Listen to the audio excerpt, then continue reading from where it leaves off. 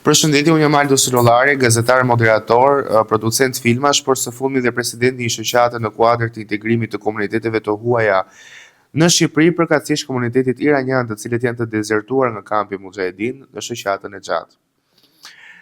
Në fakt, në këtë kronik dhe në këtë deklaratë për mediat, më lind nevoja për të reaguar kundrejt disa akuzave që organizata Mujahedine ka shkaktuar ndaj figurës time, por dhe shoqatës time. Pretendime të llojeve të ndryshme, të cilat më paraqesin në mënyrë të pavërtetë si personi rrezikshëm, janë produkt i një fushate shpifjesh, e cila buron nga fakti se aktivitetet e mia kulturore, sociale dhe integruese bien ndesh me politikat e izolimit të vetë organizatës Mujahedine. Ndërsa unë punoj për integrimin, transparencën dhe mbështetjen e refugjatëve në Shqipëri, por dhe situatave të ndryshme kulturore dhe artistike, organizata Mujahedine vijon të bajantarët e saj të izoluar dhe të shkëputur nga jeta dhe veprimtaria sociale dhe institucionet ligjzbatuese dhe çdo dispozitë normative ligjore. Akuzat e tyre përfshin detaje të sajuara dhe një vendodhje të rreme deri në etiketime nënshmuese për moshën time, prejardhjen time apo dhe rolin tim publik. Ato bien ndeshje në kontradikt hapur me vetveten, duke pretenduar se një huaj nuk mund të mbështesë shoqatën e gjatë pa pagesë, ndërkohë që vetë përdorin kategori të tilla si standard të tyre, duke thënë se ata punojnë vullnetarisht.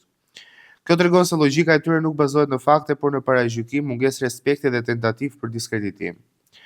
Gjithashtu, organizata Mujahedine pretendon se zotëron prova, por burimet e tyre janë thjesht të pasupozuara, deklarata të ricikluara apo foto të publikuara nga vetë ne, të marra jashtë kontekstit. Në momentin që unë kam bërë një deklaratë në rrjetet e mia sociale, ata i kanë marrë këto deklarata dhe i kanë kthyer sipas interpretimit të tyre.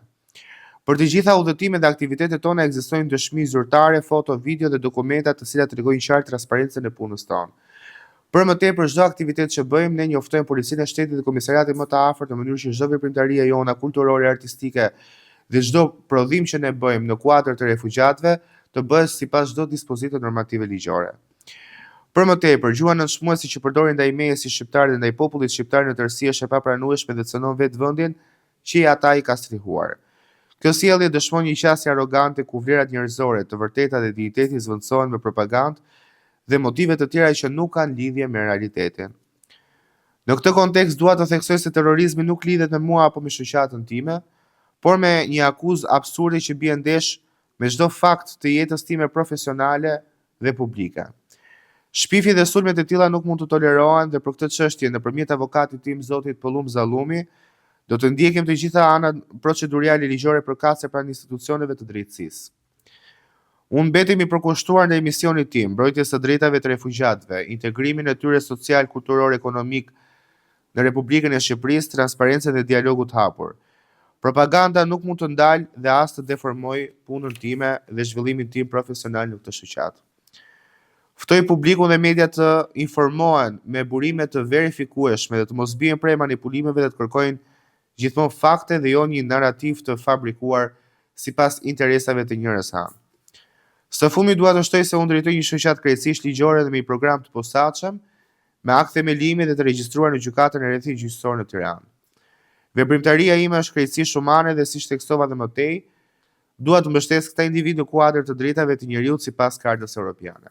Ju falenderoj shumë, ndërkohë ju ftoj të gjithëve që të ndiqni të gjitha aktivitetet tona me dëshirë më të madhe për të integruar popujt e të gjithë botës në Shqipëri, sepse Shqipëria ka hapur portat për të gjithë refugjatët që kanë nevojë për mbështetjen e Shqipërisë.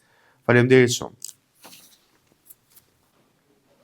Kam ndjekur si thuaç aktivitetin ligjor në Shqipëri sa i përket statusit, akt themelimit që ka çdo shoqatë në përputhje me ligjin shqiptar. Sa i përket aktivitetit të kësaj organizate, unë kam marrë pjesë duke përfshirë në dokumentacion ligjor tyre, kam marrë pjesë në shumicën e aktivitetit që organizohet nga Aldo, që Aldo është kryetari i shoqatës, por Aldo mbas ligjit funksionon me asamblen e kësaj organizate, për organizime, për evente, i bën mbi bazën e ligjit për shoqatat, me votim të hapur për çdo aktivitet, pra duke zbatuar rreptësisht programin dhe aktin e themelimit.